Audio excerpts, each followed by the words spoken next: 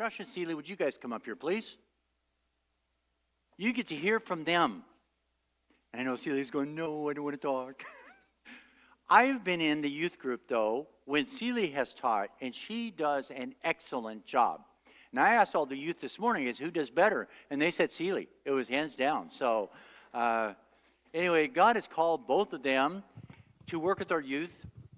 Of course, I've only been here for a few months and gotten to know them. But in that short amount of time, it is evident to me of the call of the Lord into their lives. And you'll be hearing from Pastor John Lipton a little later, affirming that call and what he's seen as a longer-term pastor in their lives as well. But at this time, we're going to hear from them. And first of all, we'd like to have each of you share your salvation experience. How did you become a Christian?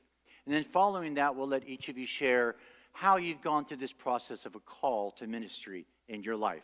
So whichever one of you wants to go first. Sure. Do you want to go first? You want me to? All right. She's the better teacher anyways. Teacher, sure. Public speaker, absolutely not. In case you don't know me, my palms are sweaty, my heart is racing, and I forgot everything that I even thought about saying the moment I stood up. So bear with me. My testimony. I was born here. And I don't just mean like Kaiser, Oregon. I mean, I might as well have been born here. First Sunday that I was alive, I was here at Capitol. I inherited a blessing. Generations of my family have been here. I don't remember a day that I didn't know Jesus. And I can't even begin to describe to you how much of a blessing that has been in my life. So I can't really tell you the moment that I accepted him into my heart.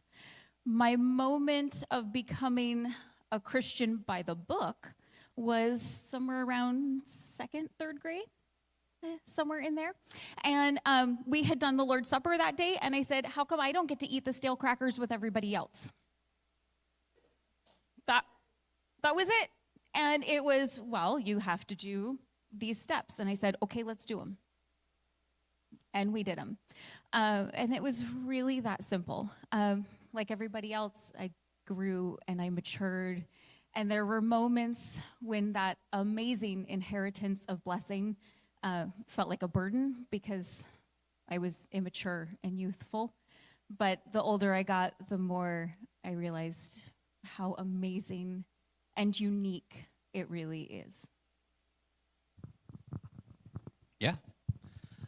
So I'm very much like Celia in this situation. I'm looking out at the crowd today, and I'm seeing family kind of everywhere in the crowd. I've got my extended family over here with Lonnie and Diane. I've got my mother and stepfather right here with Carol and Jim. I've got my aunt and uncle over here with Dan and Norma. I've got family everywhere in this audience. I grew up here. Yes, I know you too, kiddo. Niece is over there. But I mean, everywhere in the audience, I've got family, and I also basically grew up here. I can't even remember a time when I wasn't here in this church as a kid. I actually accepted Christ when I was between 10 and 12. My mother will correct me later if I'm wrong, but between 10 and 12 years old, I accepted Christ, and I ended up being baptized in the old building in the baptismal there, and I believe it was Pastor John, or was it Carlton? I don't remember. It was Carlton. Okay. John's saying it was Carlton, so I'm going to go with it was Carlton, who ended up baptizing me, and going from there. Like, I ended up having a portion of my life in my teens where I actually ended up stepping away from the church and got into a lot of trouble, as my family can attest to. And then when I actually came out of the military, Celia and I reconnected, we got married, and I stepped back into the church. I ended up taking over the sound for Lonnie, because Lonnie at that time was doing sound. And I did sound for a really, really long time. Brian and Kyle are actually, not Hawes, but Brian Brenneman and Kyle are actually taking over for me in sound now as I step into the pastoral role and go from there, yeah. I've been teaching the youth now for about 2 years. Almost three. Almost 3. They're saying almost 3, so we'll go with almost 3. And yeah, it's one of those things where I've kind of always been here. And even when I stepped away, there's a song out right now. And we do a lot of teaching through songs right now, and they love it because they're musically inclined. But the song, what is it? Sunday Sermons. There's a line in that song that says, the devil's going to try and take me out of that church, but you can't take the church out of me. And that's how it's always been for me. So even when I wandered, I was still here. That's where I'm at. My call. Oh, okay. Oh, wow. My call's a little different. I would say, based on the information that I've gotten and the books that I've read, I have been called for a very, very long time to ministry. I can remember back when I was a teenager, before I stepped away from the church, John and I had conversations about where he saw my life going, and that was towards the ministry. I've had conversations with Pastor Steve Peters when he was still here. I had conversations with Dan Bussey when he was still here. I've had conversations with all of the pastors and what they see for my life, and it's always been, I can see you as a call to ministry. And it wasn't until not too long ago, I ended up going to camp as a counselor with the youth. We had a few there. Natalie's actually there as well. Yeah, I'm going to call you out because you called out your mom. That I had a conversation with another pastor. It was actually the pastor there at the camp, and he also, not knowing anything about me, said that he saw me as a person who could be in the ministry, in a pastoral role. And it was really then that it hit me. God's talking to me. God's telling me, hey, that's what I want you to do. And I started praying right then. Right then and there, I said, okay, God, if this is what you want me to do, open a door. Show me where it is that you want me to be. And he did. I said, okay, God, you've opened that door. Now I need another one.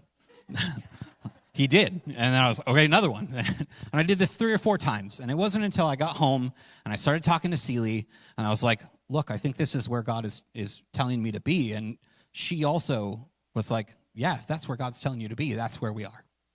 And that's when it really stuck, was yes, that's where I need to be.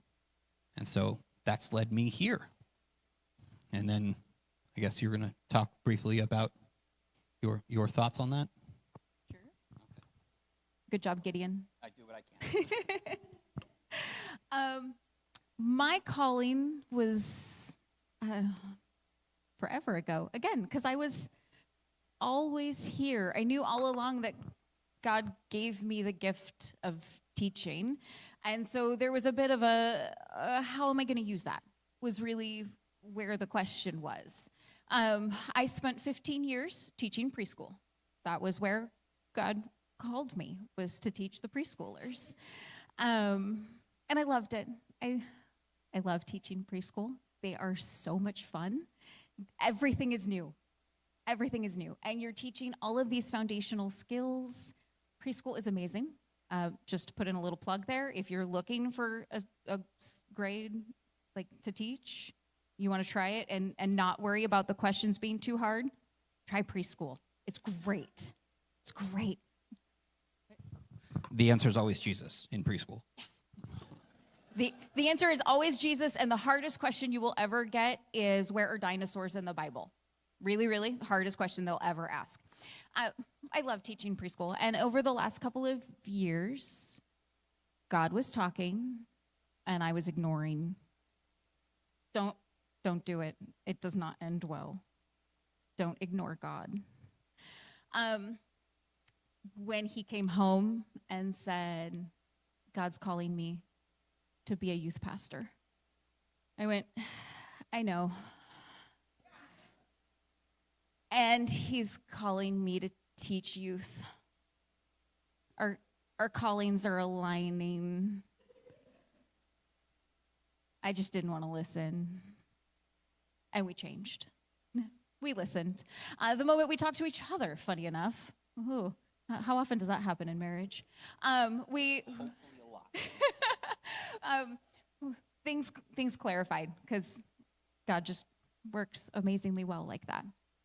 I switched to teaching youth, and I think they've actually learned things.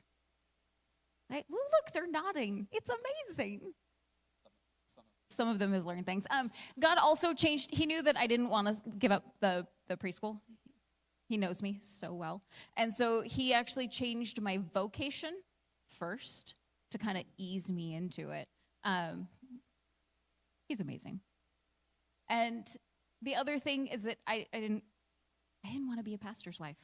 Is it okay to admit in front of you all? Are you listening? I don't want to be a pastor's wife. There were some really, really amazing role models that I wasn't sure I could live up to.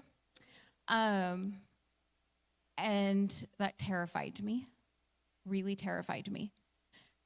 And then I realized God has already called me to my own missions field, teaching. And he has called me to be a supportive wife. And I think I'm okay with that. And I think that's enough. Yeah, so that's our call and where we're at right now. I'll hand it back to Rob.